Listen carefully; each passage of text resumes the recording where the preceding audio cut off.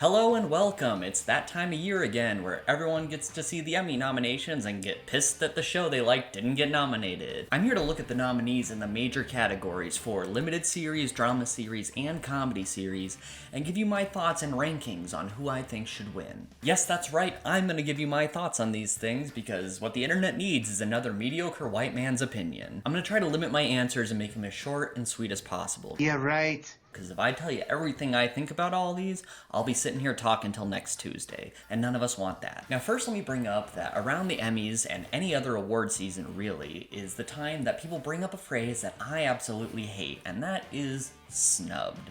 I hate it because people overuse it. Anytime anyone has a show they like that didn't get nominated, they say it's snubbed. And that isn't the case with a lot of them. I've watched plenty of shows that I liked that didn't get nominated that I don't think got snubbed. They just weren't at the level of the other ones. Stop saying snubbed for everything. Calm down. You make me want to throw up in some tinfoil and eat it. That being said, I do think there is one show that really did get snubbed this year, and that is in the limited series category, and that show is Midnight Mass, created by Mike Flanagan. I think it deserved to be nominated for Outstanding Limited Series, and I think it should have been nominated in a couple of the acting categories. Definitely directing and writing, too. Either way, it deserved it. I needed to get that out there. Now, without wasting too much time, let's get right into it with our first category, Outstanding Limited Series. And coming in last at number 5, Inventing Anna. This show is dog trash. Don't watch it. It's not worth your time. Number 4, The Dropout. This is mediocre at best. I think the first half of the miniseries is very boring and definitely not worth watching. The back half gets a little better, but it's still not very interesting. I don't really care about people who conned other people. That's kind of a tired genre. And just startups in general are icky, and I don't want to watch things about them. Number 3, Pam and Tommy. This show sounded interesting in concept, but in reality, I wish there was a little bit more theme or substance to it. It was kind of just like, okay, yeah, they were celebrities. Okay.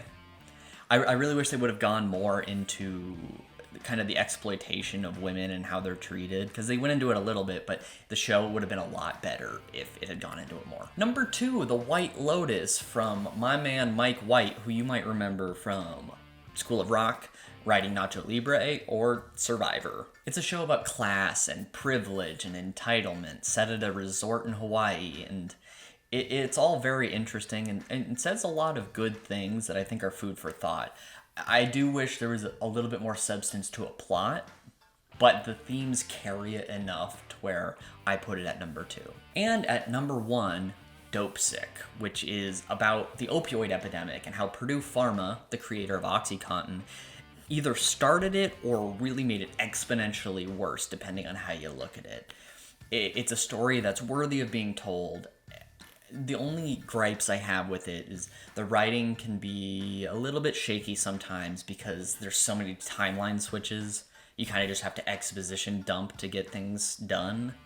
But other than that, there's a lot of good in this show. And of the 5 nominees, I think that is the most deserving to win.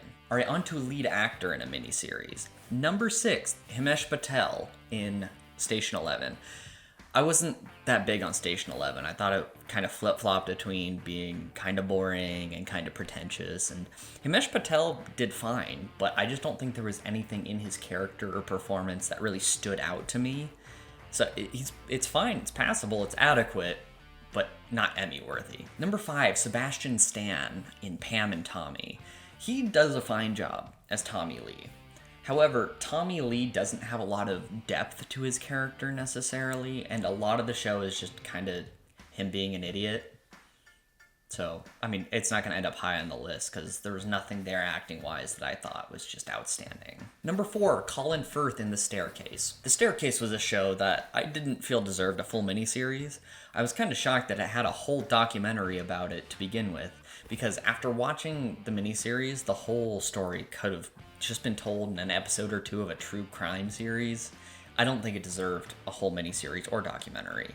But the one shining bright spot in it was Colin Firth, who gave a better performance as this real guy than I think the real guy did in the documentary. He was very interesting to watch in an otherwise kind of boring show. Number 3, Michael Keaton in Dopesick. Michael Keaton is kind of an acting legend, and he does a good job playing a charismatic doctor who gets led astray by Big Pharma, and it makes you root for him and feel sorry for him, and it's Michael Keaton. So number 2, Andrew Garfield in Under the Banner of Heaven.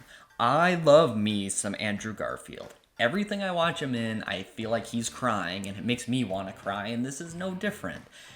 I ended up liking this show after a rocky start, and he was one of the best parts of it. He gives a very compelling performance, and I love me some Andrew Garfield, and he should have won an Oscar for Tick, Tick, Boom. And number 1, Oscar Isaac in Scenes from a Marriage. The fact that Oscar Isaac is nominated for this and Jessica Chastain isn't is ridiculous, because they did at least the same amount of work and gave just as good performances as each other.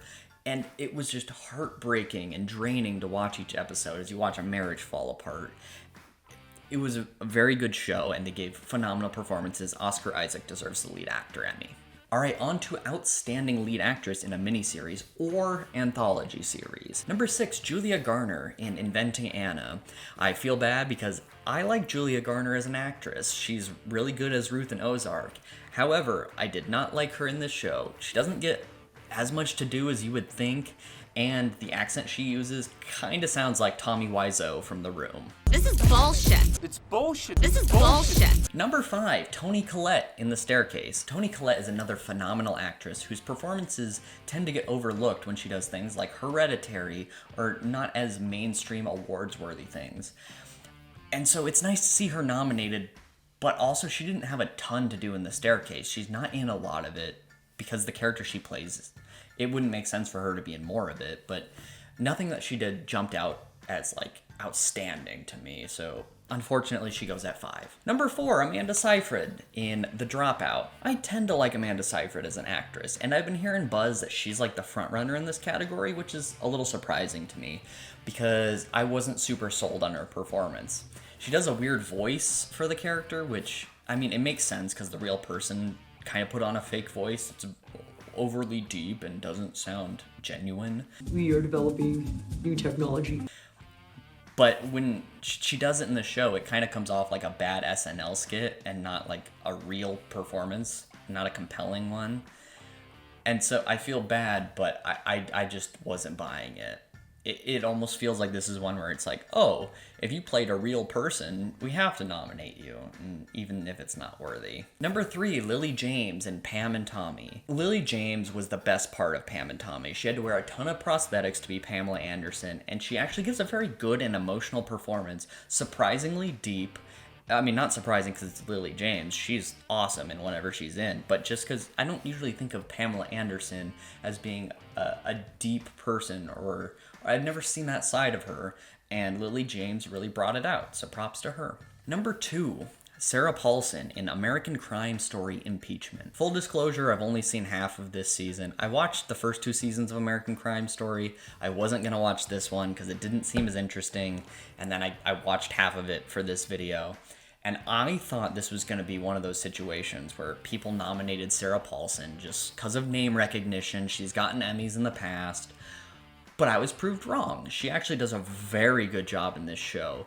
She is also playing a real person, has to undergo a lot of prosthetics, but it's her mannerisms, the way she goes about things, feels totally unlike her and fully like this character. She disappears into the role, and I have to give her props for that. She gets number 2. And at number 1, Margaret Qualley in Maid. What an emotional, tear-jerking, compelling performance Margaret Qualley gives. Maid is about a woman trying to leave an abusive relationship and raise a small child and make enough money to survive. And it's so sad because there are many people who go through the same exact thing that people don't fully understand their plight. And Margaret Qualley just taps into something that made me feel like almost crying. So she definitely deserves the Emmy here. On to supporting actor in a limited series. Number 7, Seth Rogen in Pam and Tommy. I don't think he deserved to be here. I said it when I watched it. I said it to somebody. He's kind of just playing a version of himself, so I don't know why he's here. Number 6, Steve Zahn in The White Lotus. Steve, I'm sorry. You hold a special spot in my heart because you were Marvin, the guy who smells the mail in Daddy Daycare. Marvin? The guy who smells the mail? And he gave a fine performance in this. It just didn't stand out as much as the other people on this list. Number 5, Peter Sarsgaard in Dopesick.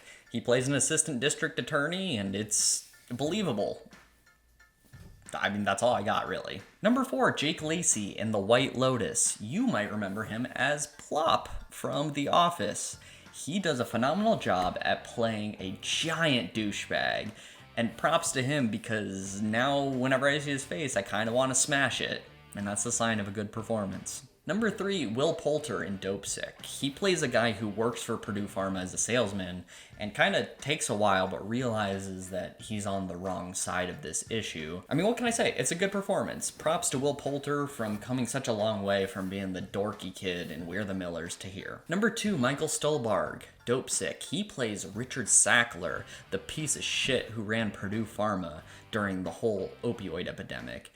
Michael Stolbarg's one of those character actors who's in everything that gets award nominated. I think he was in 3 or 4 Oscar movies in 1 year. I highly recommend you go watch movies he's in, because he does a great job, and this is no different. And number 1, Murray Bartlett from The White Lotus. He plays the guy who runs the resort, who manages the resort that all these rich people are staying at. And the dichotomy of the character is great. Having to keep a smile and be polite to the people in front of their faces, and then having his real feelings in private, on top of suffering from addictions and other stuff. I really, really enjoyed it. He was my favorite part of this show, and I had never heard of him before this, so I really think he deserves the Emmy. All right, supporting actress in a miniseries. I don't want to rant, but there are 7 nominees from 2 shows. There are 5 nominees from The White Lotus and 2 from Dopesick. That's ridiculous. We should make a rule where that can't happen. I think you get 3 nominees from 1 show, max. We need to open up the field, because there's plenty of supporting actresses who didn't get nominated here who deserved it way more than the 5th supporting person on The White Lotus. Come on. Wow. That being said, my last place, number 7, is Sydney Sweeney. I'm so sorry for taking this out on you, Sydney. It's nothing you did. Your performance was fine. You just didn't have a ton to do, and it just wasn't award worthy. I'm not sure why you're here. Number 6, Connie Britton in The White Lotus. Same thing. Fine performance, but compared to everyone else from that show, it doesn't really stand out. Number 5, Mare Winningham from Dopesick. She plays the mother of an opioid addict, and it's pretty sad, and she does a good job. She just doesn't have a lot of screen time, so number 5. Number 4, Natasha Rothwell, The White Lotus. She's an actress I hadn't heard of before this, but she plays someone who works at the resort and has to deal with these entitled customers and kind of gets screwed over by one of them. And it's a very nuanced performance, and I give her a lot of props. She gets number 4. Number 3, Jennifer Coolidge in The White Lotus. You may know her as Stifler's mom. She plays an alcoholic, rich, old, entitled lady, and I think that this is very interesting, because most of the things I've seen her in, she's kind of played a joke or made fun of herself, and in this, it's funny, but in a very sad way, in a very real way, so she ends up at number 3. Number 2, Alexandra Daddario from The White Lotus. She plays a character who kind of realizes she married an asshole a little too late, and the reason she gets number 2 is for seeing how it affects her mentally, and her having kind of a very slow mental breakdown because of it. It's an underrated performance, I think. Number 1, Caitlin Dever from Dopesick. She plays a young woman who gets hooked on OxyContin, and through her performance you get to see addiction, withdrawal, how OxyContin and Purdue Pharma basically caused the collapse of a person and a family. And I think that her performance is outstanding. She deserves the Emmy. All right, writing for a miniseries. Number 6, The Dropout, episode I'm in a Hurry. I don't remember what episode this is, but I remember thinking that the writing was my least favorite part of that show, so you're in last. Number 5, Station 11, Unbroken Circle. This show kind of flip-flopped back and forth from being pretentious and boring, and this is the last episode, and I remember it being kind of anticlimactic, so number 5. Number 4, American Crime Story, Impeachment, Manhandled. This is a fine episode. I do have a few issues with how Monica Lewinsky was written for this show. She kind of comes off a little too naive, too much like a child. I feel like there was a better balance they could find with her. It's not a bad episode, but I don't think it also deserves an award. Number 3, Dope Sick, The People versus Purdue Pharma. This is the last episode of the series, and I think it wraps things up well enough. You can't have a perfect ending because, I mean, there's really no end to this issue in real life so far, so I think they did as well of a job as they could have. Number 2, the entirety of The White Lotus, because it was all written by Mike White. Like I said before, a lot of interesting themes, food for thought. It gets number 2. Number 1, Made, episode Snaps. This is the last episode of the series, and it's a great conclusion. The last 2 episodes of this show really wrapped things up nicely, and are the 2 episodes that made me feel like crying. So they get number 1. I think this show should have been nominated over Inventing Anna for Outstanding Limited Series. I'm just saying. All right, directing for a miniseries. Number 6, The Dropout, Green Juice. I feel bad about this one because I believe this episode was directed by the man, the myth, the legend, the Gerald Cooperberg himself, Michael Showalter, who you might know from Wet Hot American Summer. But I just don't like this show or this episode very much. And it's not because of the directing, it's mostly because of the writing, but still, number 6. Number 5, Station 11, Wheel of Fire. So this is, I believe, the first episode of Station 11, which is one of the better ones. I would say it's probably the second best episode of the show, but it's still not amazing to me. I don't know, that's all I got. Number 4, The Dropout, Iron Sisters. This was the episode that I felt the show start taking a turn towards being a little more interesting. It's midway in the season, it's starting to actually ramp up and getting into the people who are the whistleblowers on this scheme that the company's running. And so it's more interesting. I still don't think it's Emmy worthy. Number 3, the entirety of The White Lotus. Everything that I've already said. Right here, number 3. Number 2, Dope Sick, The People versus Purdue Pharma. Everything I said for writing, apply it to directing. And number 1, Made, Sky Blue. There are some interesting things done directorially in Made that make things interesting in terms of her finances, because you see how much she's struggling. And it's kind of throughout the whole show, so this one episode aside, I don't specifically remember exactly what happens in this episode, but I highly recommend you go watch this show. I would give the directing one to Made. All right, we are moving on to drama series. So there are 8 nominees for Outstanding Drama Series. Coming in at number 8, in last place, Yellow Jackets. Yellow Jackets was a disappointment. I was expecting it to be kind of like Lord of the Flies-ish, and what it ended up being was mostly high school drama, and then the adult versions were not super interesting. I don't know. It started getting supernatural too, which I just wasn't here for. It was not at all what I wanted it to be. Number 7, Euphoria. This season of Euphoria was a giant mess and had a bunch of loose ends that I wanted wrapped up. I don't think it was terrible, but I also don't think it was great. I had more fun than with Yellow Jackets, though. Number 6, Stranger Things Season 4. I had some issues with Season 4. There are things I liked, things I didn't.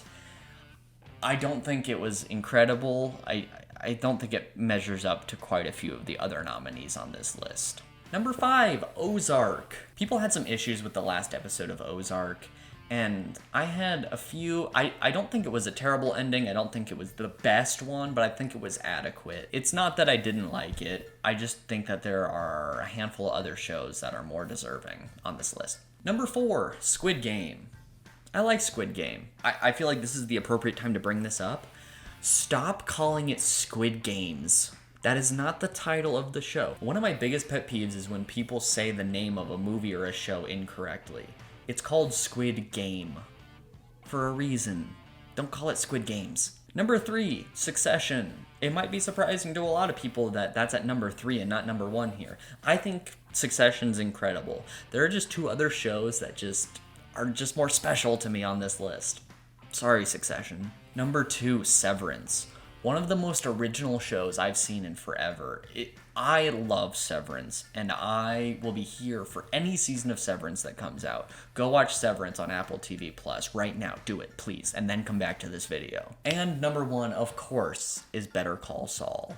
If you liked Breaking Bad, I implore you, go watch Better Call Saul. We're in the final stretch here, the last couple episodes, and it can't get any better. I absolutely love it. I can't recommend it enough. Please go watch it. Okay, on to Outstanding Lead Actor in a Drama Series. Coming in last at number 6, unfortunately, is Brian Cox from Succession.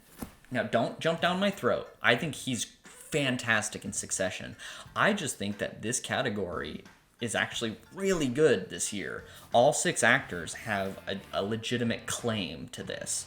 This is one of the very few where there wasn't even one where I was like, like Brian Cox is great, but he just ended up 6th for me. Number 5, Lee Jung-jae from Squid Game. I think he gives a very moving performance in this. I was very impressed. When I saw how big a deal people were making about Squid Game, I was a little wary and hesitant, because sometimes that happens for shows and I go check them out and it's like, this is alright. I liked Squid Game a lot. There are a few issues here and there, but none of those issues were with Lee Jung-jae's performance. Number 4, Jason Bateman in Ozark. I'm a big Bateman fan. Go listen to the Smartless podcast. Number 3, Adam Scott in Severance. Adam Scott is a great comedic actor, but I also learned in this that he can mix some drama in there really well too. Number 2, Jeremy Strong in Succession. Kendall from Succession is one of those characters that Jeremy Strong plays it. I can't imagine anyone else playing him because of the way Jeremy Strong plays him. He's a phenomenal actor. I will accept no Jeremy Strong slander or hate. The fact that he's not won is kind of incredible, but you'll see why. Number 1, a man whose talents have not been recognized enough by any awards, is Bob Odenkirk in Better Call Saul. He's been nominated a lot, but never won. And I think his performance as Saul is very subtle, but so compelling and so interesting. Please, the man had a heart attack and came back and finished the season. Give Bob the Emmy. Okay, on to lead actress in a drama series, and at number 6, Sandra Oh in Killing Eve. I've only ever watched one episode of Killing Eve. I watched the first one, was like, this show's probably not for me. I've heard that people have a lot of issues with the final season, so the fact that there's nominations from it is surprising. That being said, number 5, Jodie Comer, Killing Eve. Nothing against her, I just don't watch the show. Number 4, Melanie Lynskey in Yellow Jackets. Of the actors in Yellow Jackets, I didn't think that her performance was one of the top few. She's fine. There was nothing there where I was like, oh yeah, Emmy nominee. I don't know. Number 3, Reese Witherspoon in The Morning Show. Honestly, it's weird. I felt like her performance was better in season 1 than season 2, but she didn't get nominated then. She gives a fine performance in season 2, but this kind of feels like one of those things where she's getting a retroactive nomination for season 1, kinda. I kind of hate how they do that. Just nominate people when they deserve it. Don't do this. She's fine. Her character had some weird writing choices. I don't know. She gets 3rd. Number 2, Zendaya in Euphoria. As always, Zendaya's performance is the best part of Euphoria. It's very impressive that someone who came from Disney Channel can do these things on screen. And number 1, Laura Linney, Ozark. Laura Linney is so supremely talented. Her performance as Wendy Bird in Ozark is kind of terrifying, and you're glued to the screen as you're watching her. Laura Linney, you deserve the awards. You just do. You give her the Emmy, please. Now for supporting actor for a drama series, at number 8, Park Hae-soo, Squid Game. This one's interesting because this is one of those characters and performances out of this show that I didn't feel like warranted a nomination. I think it was kind of just nominated because people like Squid Game. I think I called him it. I'm so sorry, Park Hae-soo. And I'm sorry if I butchered your name. This is the way we talk in Tucson, Arizona. Number 7, Christopher Walken in Severance. This is interesting because I think the best supporting performance from any actor in Severance is Tremel Tillman. He was phenomenal. And so the fact that he wasn't nominated and Christopher Walken and John Turturro were is quite interesting. That being said, Christopher Walken was fine. But once again, I don't think there was anything there that was Emmy worthy, so 7. Number 6, Billy Crudup, The Morning Show. He's another guy who I think was better in season 1 than season 2. Still gives a really good performance, but nothing to write home about, you know? Maybe it's just that I've gotten used to his character and performance. I don't know. Number 5, John Turturro, Severance. John Turturro is an interesting actor. He does a lot of different diverse roles, and him playing off the goo in Severance is just... Number 4, Oh Young-soo, Squid Game. You might remember him as the old man from Squid Game. He simultaneously made me cry and then feel silly for crying. His performance is one of the better in that show, and I agree with him being nominated here. Number 3, Nicholas Braun, Succession. God, Cousin Greg is one of those characters. He has so many... It's like almost everything he says is quotable, and you're like, what? Nicholas Braun kind of special to me because I used to watch him growing up in Sky High and Princess Protection Program. Yes, I watched that movie. And now he is just getting all these awards nominations for being Cousin Greg, and I love to see it. Number 2, Kieran Culkin from Succession. Do I need to say more? Anyone who's seen Succession knows that Kieran Culkin as Roman deserves award nominations. He's... Just go watch it. I can't do him justice by talking about it. And at number 1, Matthew McFadden from Succession. Tom Wambsgans is an all-time TV character. And Matthew McFadden's performance as Tom for all 3 seasons has just been incredible. One of my favorite characters, but especially season 3. He deserves the Emmy.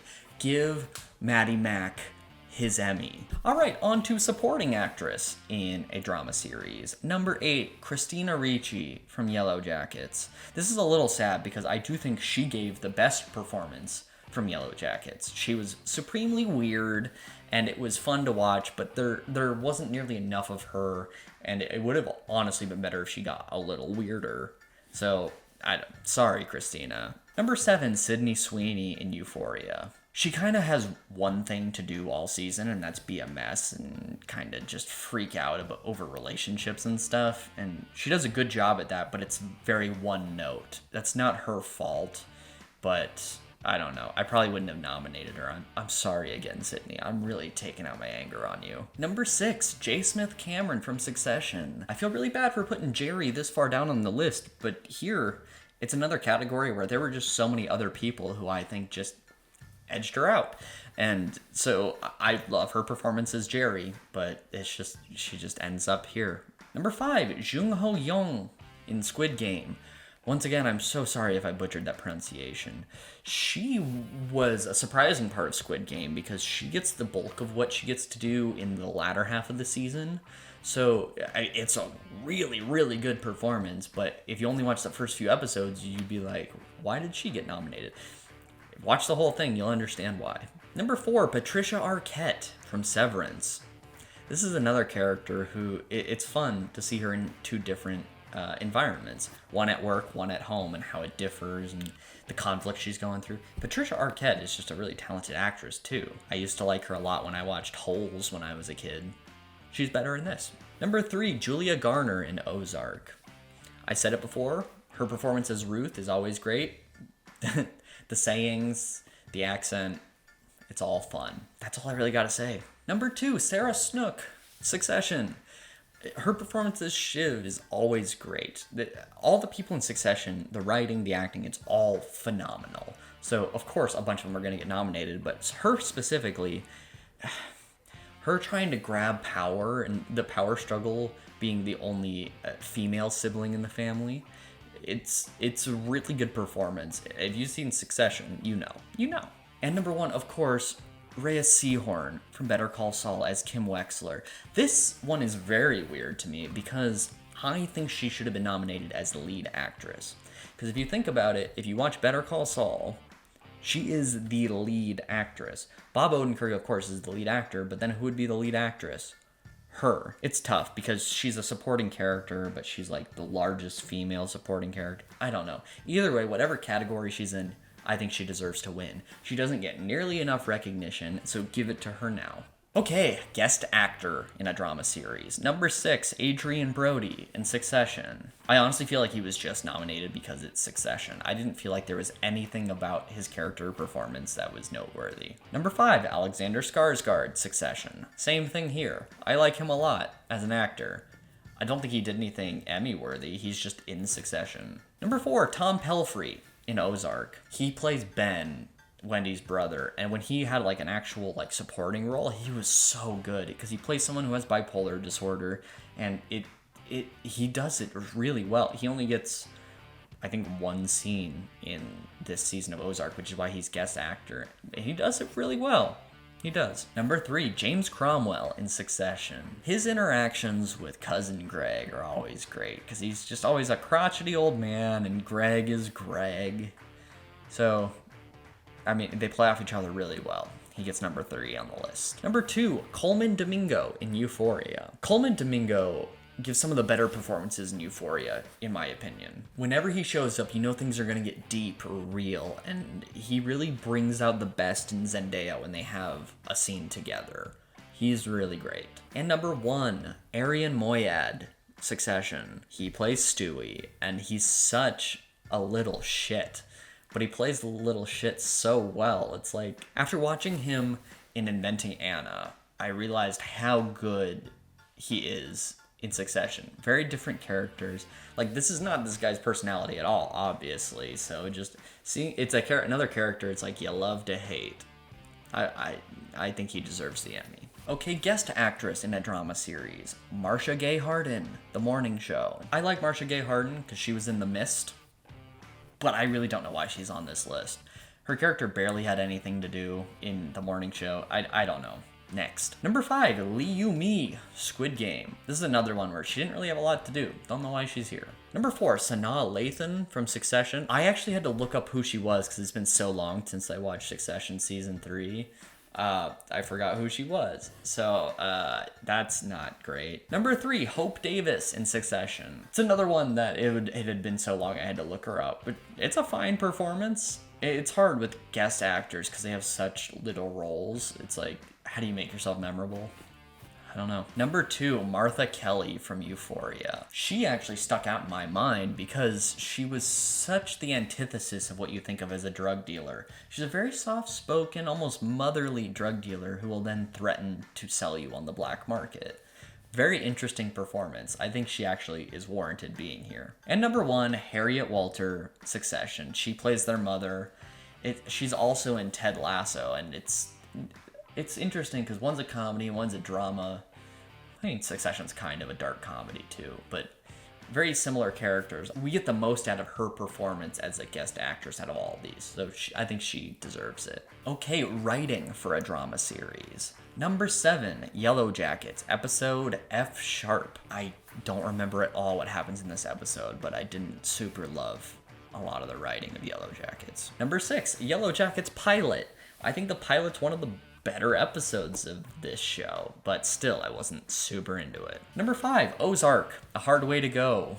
This is the last episode. I think I mentioned it earlier, but didn't love it, didn't hate it. It just was. Number 4, Squid Game, One Lucky Day. I mentioned it before. I like Squid Game. I had a few issues with some certain things, but overall, compelling show. Number 3, Succession, All the Bells Say. This is an incredible episode of TV, so you might be saying, hey, how is this number 3? You'll see the other 2 are just above and beyond incredible episodes. This is another incredible episode. I wouldn't be mad if it won, but for me, it ends up at number 3. Number 2, Severance, The We Are. This is the last episode of the season, and it just blew me away when I watched it. It's so good. Go watch Severance. And number 1, Better Call Saul, Plan and Execution. The way I would describe Plan and Execution is if you're ranking all the episodes of the whole Breaking Bad universe, of course everyone's going to say Ozymandias is number 1. Plan and Execution is up there in that conversation. It is some of the best written TV I may have ever seen, and at least that I've seen in a while. And directing for a drama series. At number 7, the Yellow Jackets pilot.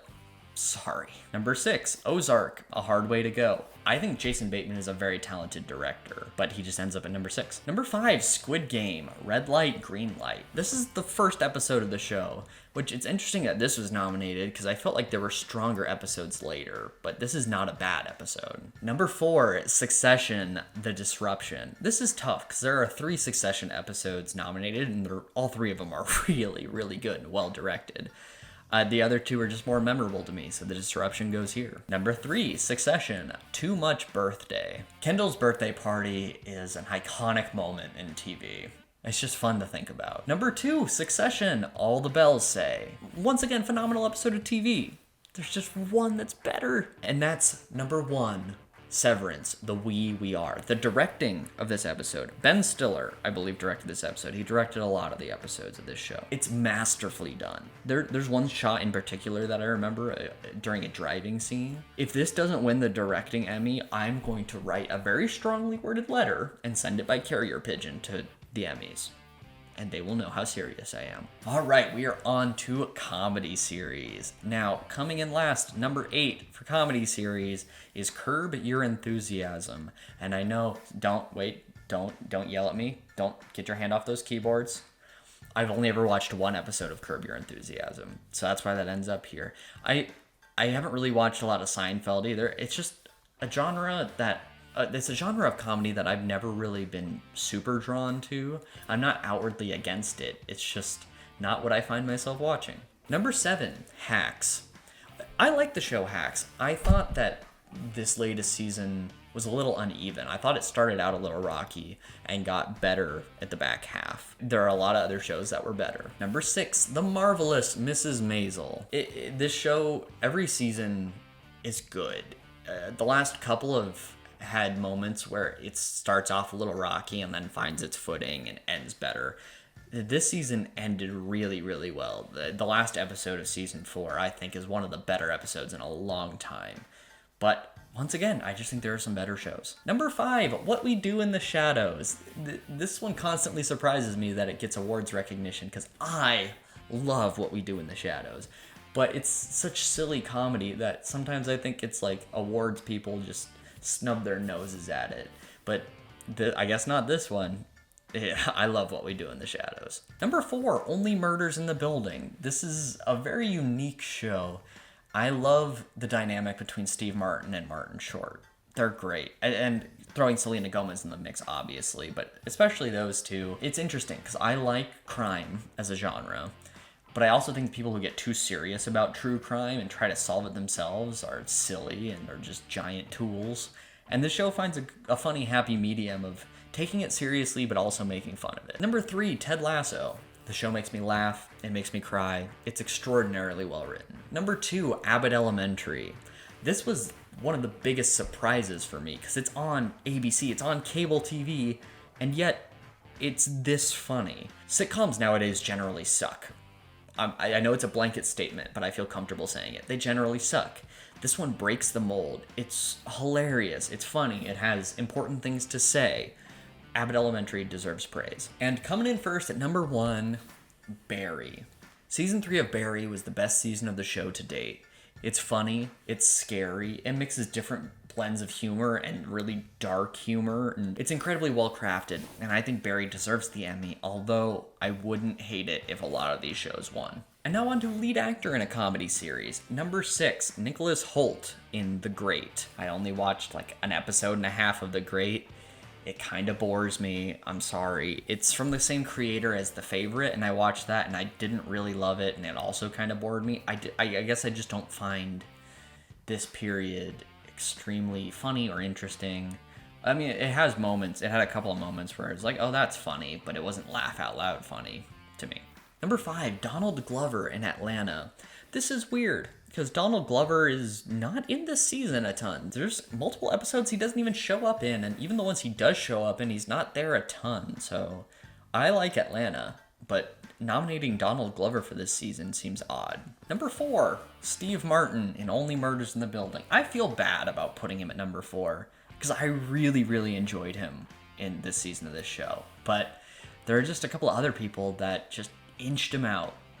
Steve, I love you. Number 3, Jason Sudeikis as Ted Lasso. Everything I said before. He's super positive, he's very funny, and he's got a hell of a mustache game. Number 2, Bill Hader as Barry. You might be as surprised as me to see him at number 2 and not number 1, because he gives just a breathtaking performance. It's really good. But in first place, Martin Short in Only Murders in the Building. I think his performance makes that show about 50 times better than it would be without him. It was hard because it's his dynamic with Steve Martin and Selena Gomez, but I think his performance is the best. He's my favorite character in that show, and I think that it would be hindered the most if he wasn't there. Okay, lead actress in a comedy. Number 6, Issa Rae in Insecure. I've only ever watched one episode of Insecure, and I realized this show's probably not for me. I'm not really the target demographic. She's not in last because I think it's bad. I just don't watch it. That's not my kind of show. Number 5, Elle Fanning in The Great. It's the same thing I said about Nicholas Hoult. Not really interested in the show. Nothing that she did in it was that funny to me. I don't know. Number 4, Kaylee Cuoco in The Flight Attendant. The Flight Attendant is not a comedy. I don't know why it keeps getting put in the comedy category, because they try to be funny sometimes. It's not a comedy. Her performance is actually quite good in the show. Is it Emmy worthy? I don't know. But she's definitely better than I was going to give her credit for, because, you know, she was only in The Big Bang Theory before, so I just kind of wrote her off. She actually gives a pretty good performance, just not a very comedic performance. Number 3, Jean Smart in Hacks. Jean Smart playing the aging comedian. She's really good, and her dynamic with Hannah Einbender's, they play off each other very well. Number 2, Rachel Brosnahan, The Marvelous Mrs. Maisel. Every year, she gets nominated, and for good reason. Her comedic delivery is great, and the amount of lines she has to remember and deliver in such a funny way, it's kind of astonishing to watch. She deserves all the praise she can get. Number 1, Quinta Brunson, Abbott Elementary. She's the creator and the lead actress of it, and I think that it's just a very refreshing take on the sitcom. I think her character is inspiring. I have a mother who's a school teacher, and I think this show does a lot to showcase what school teachers do and what they go through, and her performance is a lot of that. Okay, supporting actor in a comedy. Number 8, Bowen Yang, Saturday Night Live. I don't watch Saturday Night Live. I think Saturday Night Live peaked a long time ago, and I don't think it's that funny. Number 7, Toheeb Jaman, Ted Lasso. He plays Sam, and I really love Sam as a character. So I love that he got nominated. There are just quite a few other people that I also think did a lot to be nominated. So him being at number 7 is not a strike against him.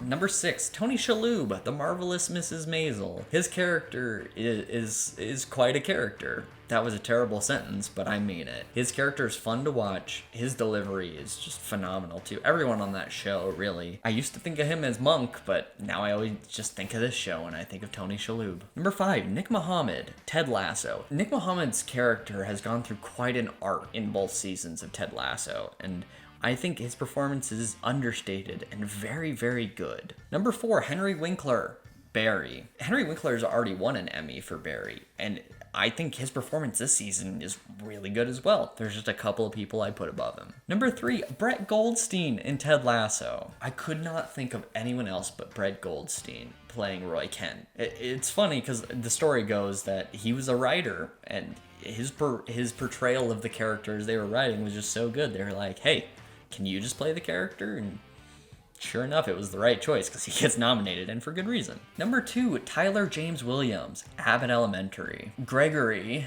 is one of the funniest, if not the funniest character in that show to me. It's amazing because it's kind of hard to outgrow Everybody Hates Chris. When you're on that show as such a young kid, everyone's going to see you as that.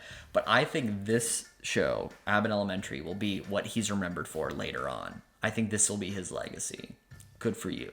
And at number 1, Anthony Carrigan from Barry. NoHo Hank belongs on the top tier of comedy characters of all time. Anytime he's nominated, I want him to win. Nothing really compares to NoHo Hank. Okay, supporting actress for a comedy series. Number 8, Kate McKinnon, Saturday Night Live. Once again, I don't watch Saturday Night Live. I think she was only nominated because this was her last season. Kind of a waste of a nomination. Number 7, Sarah Niles from Ted Lasso. She played the therapist, and she did a good job. it was just one of those characters where she's very stoic and she's the straight face through everything, and that's important. But I just think a lot of these other people did more to make me laugh and give a comedic performance. Number 6, Hannah Einbinder, Hacks. Like I said before, she plays off Jean Smart really well. The comedy between generations is very funny. Number 5, Alex Borstein from The Marvelous Mrs. Maisel. This is another person where I thought I'd always just think of her as Lois from Family Guy, but now I think I'll always see her as Susie from The Marvelous Mrs. Maisel. She might be one of the funnier people in this show. I gotta give her a lot of credit. Number 4, Cheryl Lee Ralph from Abbott Elementary. She's the older teacher, and she does a great job at seeming both out of touch at times, but then also shows that she knows a lot. Number 3, Hannah Waddingham, Ted Lasso. She got nominated last year at least, but I think it's warranted. She gets a different character arc this season because she's not the character who seems like the bad guy and turns out not to be a bad guy. She's legitimately a good person throughout this whole season, and even though the character is very different, she gives a hell of a performance again. Number 2, Juno Temple, the star of The Dark Knight Rises from Ted Lasso. Juno Temple makes me laugh a lot. I think Keeley is a phenomenal character in TV. And number 1, Janelle James from Abbott Elementary. Ava the principal is a character I thought might annoy me and get on my nerves when I first started the show, and it turned out not to be the case at all. She's hilarious. It's funny, 2 of these characters that were on this list are named Ava. Hannah Einbinder's is Ava, and so is Janelle James. But I think this performance as Ava is just far and away the most surprising supporting actress performance from a comedy, so I think she deserves the Emmy. All right, guest actor in a comedy. Number 6, Gerard Carmichael, SNL. Do I have to keep repeating that I don't watch SNL? Number 5, Bill Hader from Curb Your Enthusiasm. I don't watch Curb. I love Bill. Don't watch Curb. Number 4, Christopher McDonald, aka Shooter McGavin from Hacks. He's fine. I don't think anything specifically funny really happened with him that I can remember. I don't know. Number 3, James Lance from Ted Lasso, also known as Trent Krim, the Independent. Always great when Trent shows up. Number 2, Sam Richardson from Ted Lasso. Sam Richardson is a funny guy. He's a good comedic actor, and him showing up being this eccentric millionaire from Africa, his character is very interesting because it turns on a dime when he doesn't get his way, and it's a very funny performance. Number 1, Nathan Lane, Only Murders in the Building. I really like Nathan Lane from the movie The Birdcage from 1996. His performance in Only Murders in the Building is great. He plays off of Martin Short specifically very well, and I want to see him get an award. All right, guest actress in a comedy series. Number 6, Harriet Sansom Harris in Hacks. She's only in 1 episode. She's good, but nothing crazy memorable. Number 5, Jane Lynch, Only Murders in the Building. I think she's very funny as playing Steve Martin's stunt double. There's just other people who I thought were a little better. Number 4, Caitlin Olsen in Hacks. I love Caitlin Olsen, specifically from Sunny. I think she deserves a nomination for Sunny over Hacks, to be honest. Her character in Hacks was good. I thought she had more to do in season 1, deserved a nomination more in season 1, was funnier in season 1, but she still gives a good performance. She ends up at number 4. Number 3, Harriet Walter in Ted Lasso. Like I said before, it's kind of a similar character as in Succession, but it's just in Ted Lasso. Number 2, Laurie Metcalf in Hacks. She plays a bus driver who's... I don't know how to describe the bus driver. She's a very interesting character. She's only around for a couple episodes, has a couple of lines that made me laugh, so that's good. And number 1, Jane Addams in Hacks. She plays Ava's mom, and she is just kind of batshit crazy. She does it in such a believable way. You've met so many people who have relatives or parents who are just a little bit nuts, and seeing them have to deal with them, this performance really captures that. I like it a lot. Okay, writing for a comedy series. Number 8, Hacks. The one, the only. I believe that's the last episode of the season, and it's actually a really good episode, the best episode of the season.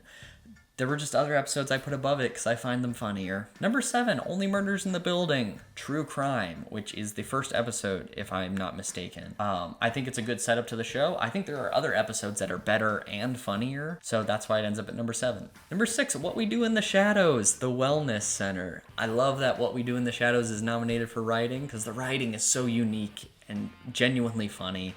This one, Nandor he basically joins a cult and decides he doesn't want to be a vampire anymore. It's so silly. Number 5, What We Do in the Shadows, The Casino. Watching vampires in Vegas is as funny as it sounds. Number 4, Abbott Elementary, the pilot. I said it once and I'll say it again. It revitalized the cable network sitcom. Number 3, Ted Lasso, No Weddings and a Funeral. This is an interesting one because it's funny, but it's also very sad and deep, and it has a good mixture of both. Number 2, Barry, 7-10-N. God, this episode had so many bits that are just hilarious. If you don't watch Barry, please watch Barry. This episode's so good. Number 1, Barry, Starting Now. The last episode of season 3. Incredible TV. It's absolutely amazing. That's all I gotta say. And finally, directing for a comedy series. Number 7, The Miss Pat Show, Baby Daddy Groundhog Day. I've never even heard of this show, so I'm sorry. That's just why it goes here. I don't know what this is. Number 6, Hacks, There Will Be Blood, which I believe is the first episode of this season. I didn't think it was the strongest episode. I thought that the show got off to, or the season at least, took a while to get moving, so 6th. Number 5, Atlanta, New Jazz. One of the better episodes of this season. I liked it a lot. It was very interesting. Number 4, Only Murders in the Building, True Crime. Good way to set up the show. There were a couple of other episodes that I thought were directed better. Number 3, Ted Lasso, No Weddings and a Funeral. Basically just take what I said for writing and also apply it here. Number 2, Only Murders in the Building, The Boy from 6B. This episode was directed phenomenally well. It's very unique. It showcases that the people behind the show really know what they're doing, and they're not gonna just make it like any other show. It makes it very unique, and I appreciate it. And number 1, Barry, 7-10-N. Let alone all the funny bits, the directing, especially there's a freeway chase of sorts that's directed just so incredibly well. It shows that Bill Hader knows what he's doing behind the camera, and I believe he deserves a directing Emmy here, and I think he may even earn an Oscar down the line, if I'm being honest. And there you have it. I talked for 5 years about the Emmys, and I mean, that's all I gotta say about them. If I had to guess, I feel like at least a couple of my predictions or what I want to happen will happen. I feel like a lot of them won't, but I will scream if Inventing Anna wins Outstanding Limited Series. That's my promise to you. I will eat my sock. That's really all I gotta say. Bye.